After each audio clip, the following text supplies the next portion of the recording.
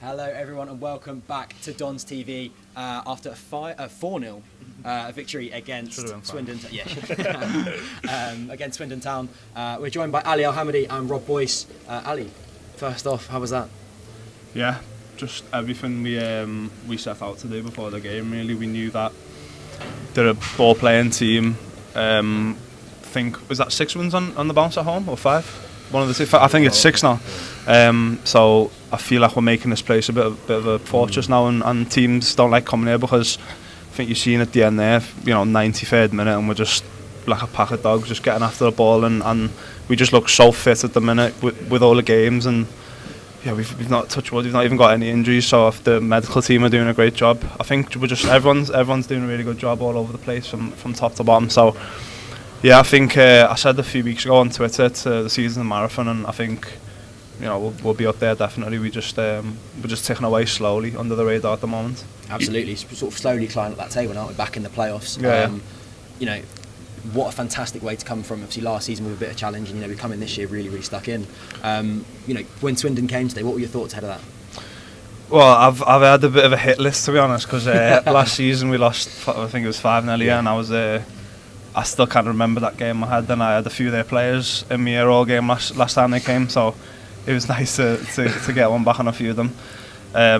But yeah, we it's exactly what we set out to do. Just press them high, force turnovers.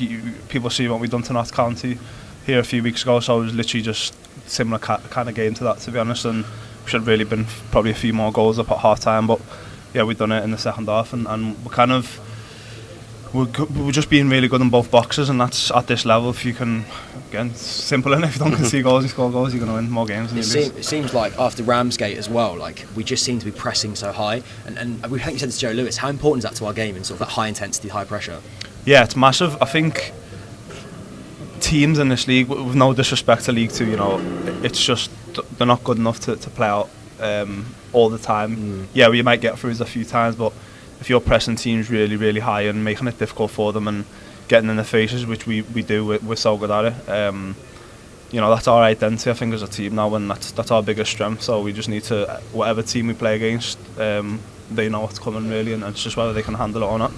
Tom mentioned we've moved up into playoffs. Is that something you and the squad take notice of, or is it just too early in the season, game by game? I think some players are different. Like some players will straight after the game, they'll be on the phones and checking, where we're on the table.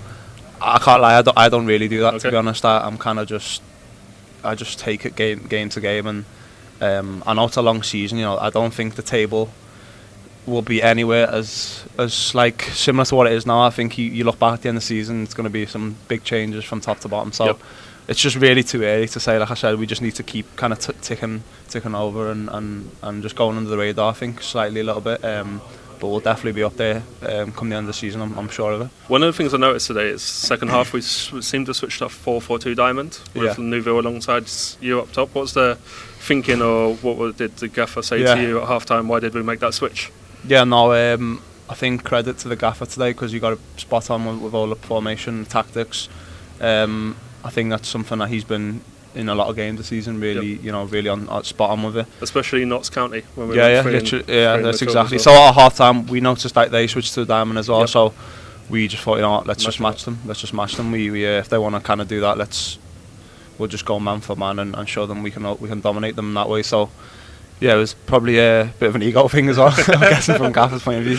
One thing we've noticed since you've come to the club is a hell of a lot of influx of Iraqi fans, and there you go, Ali is the pride of Iraq. As our comments are flooded with it, so you've definitely got a massive following. How obviously international king of Iraq, obviously you've had a lot of international duties this season. How you found that playing for your country and that experience? Yeah, different type of experience. You feel the pressure definitely when you're away with the national team. It's a very big footballing nation. You can obviously see by the support that they give me how mental they are about football, and I'm really glad that the fans have just took to it, really, because I've been at, like, for example, I was at Wickham. I don't think the fans really got along with Wickham fans for whatever reason. But no, it's been brilliant to see. Like, I look around the stadium and there's just Iraq flags everywhere. It's just mental, to be honest. But yeah, when I go away with them, it's a big, obviously, honour for me and my family, and yeah, it's really just different type of pressure when you're there. It's not that there's no pressure, of course there is, but playing for your country and when you got that many people cheering you on is a different. Yeah, it's just different type of pressure. We've got it up there for you. Look, These are there all you them go. issues coming through. So we get a lot of love every single week. So yeah, if you're ever feeling a bit rough, head to the comments section. We'll get a lot of love. I try to stay away from comments as much as possible. But yeah, so you played in front of 65,000 the other day. What was that like? Incredible.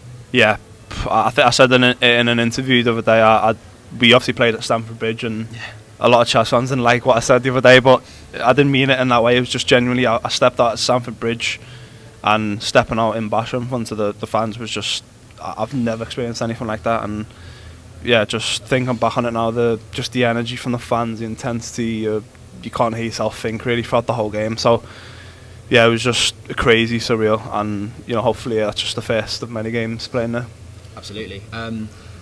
You found some serious form over the last couple of months. How's that been? Have you found that this season, and keep being on the goal sheet? How's that for you?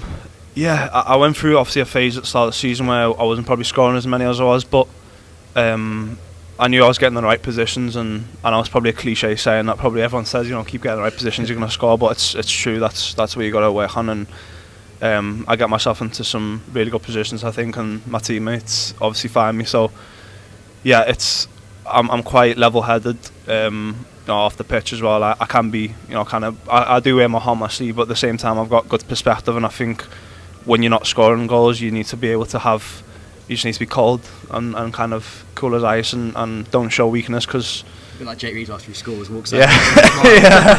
Yeah, but no, you think of like someone like Harry Kane, if he was to go, which he has done in his career, games without scoring, he just gets his head down and sticks to it, and that's why I try and kind of do myself as well. Does it bother you as a striker? Obviously, you could have got a hat trick today, and keeper makes a good save, or you're just kind of happy to get the brace and. Yeah. I mean, can't be selfish, can I? I would have loved to get another hat trick, and I've been close a few times again this season, but yeah, no, we were 4-0 up at that point, and I probably would have been a bit more disappointed if we were it was a closer game, but I was just happy, happy for Mon's brilliant strike. He's been unreal for this season, and Omar as well. Obviously, everyone loves him, and the work he does for us. So good to see him getting his rewards for it today. Yeah. It goes a bit unnoticed for Omar, doesn't it? Because you obviously grabbed the headlines, but Omar's battles so hard. He's so good at what he does. Saidu Khan today were really good together. Yeah. Just one question before we finish up. Just obviously looking at your partnership with Omar Bigil, how have you found that? The father-son duo. How's that? Yeah. That's literally what we call it as well. I get. No, everyone calls him my dad. So, yeah, we've really enjoyed playing with each other this season, and again, we just. At the start of the season, he was kind of supporting me and telling me, it's going to come, and he's just such a good partner to have up there. You don't get many strikers who, not that he doesn't care about scoring because he's a striker, so he does, but just to be so supportive of me and kind of at times sacrifice kind of his energy doing a lot of dirty work, and he's just such a top guy and top player. Absolutely. We're going to round off there. Thank you all very much for joining us. And for those of you who are doing the Don's big sleep out, good luck tonight, because it is a very, very cold one. You can head over. There's loads of people posting links up. Donate if you can, because it's a fantastic cause. Thank you everyone for joining us, and we'll be back on Boxing Day, last game before Christmas. Last game before Christmas.